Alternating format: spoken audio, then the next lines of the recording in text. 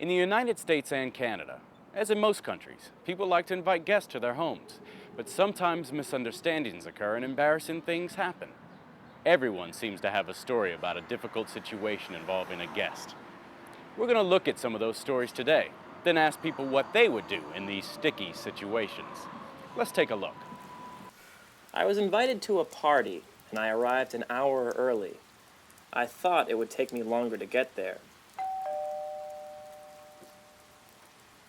Well, Rebecca came to the door wearing sweatpants and an old t-shirt. Hi. Oh, hi. Rebecca, am I too early? You're the first one. I'm the first one. I could hear the shower running in the background, and of course, not a single guest was there. Wow. Well, we asked some people about what they would have done in this situation. What would I have done? I would have pretended to have an errand to run in the neighborhood, like going to the drugstore, the grocery store, and then I would have told her I'd come back later.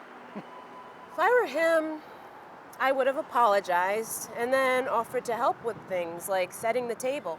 You wouldn't have left? No, I don't think so. And what if the situation were reversed? What would you have done if you were the host and a guest arrived early? If I were the host, same thing really. I would have invited him in and put him to work. What would you have done?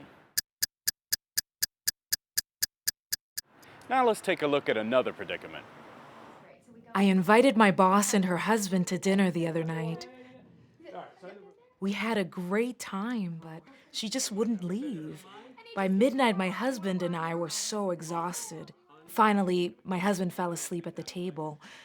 My boss was very embarrassed when she realized it was so late. I just never know what to do when a guest won't go home.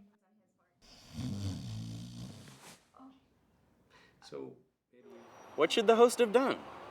Let's get some opinions. I don't care if she is my boss. I think I would have reminded her how late it was. I wouldn't have done anything, except pretend I wasn't tired. After all, she's your boss. I'm not sure, but I think I might have lied and told her I had to wake up early in the morning. Then I would have thought of some reason. What would you have done? Let's take a look at one last situation. My new neighbor invited me over for lunch. I was a good guest. I came on time, I left on time, I even brought a loaf of bread. It's a good thing, too, because I couldn't eat anything else. You see, the host served seafood, and I hate seafood. I'm not allergic to it, but I really can't stand it. I probably hurt her feelings, but what should I have done? What should the guest have done? Let's see what the people we talked with had to say. I think I would have lied and told the host that I was allergic to seafood. I think you should eat whatever the host makes, even if you don't like it. I mean, if someone goes to all the trouble to cook you something, it's rude not to eat it. You know, I had a similar experience once. I served a dish with tomatoes in it to someone who was allergic to them. He broke out in a rash. It was terrible. Now, when I invite people to dinner, I tell them what I'm planning to make sure that they can eat it. The host in that situation should have asked her guests about food allergies and food preferences before she planned the menu. What would you have done?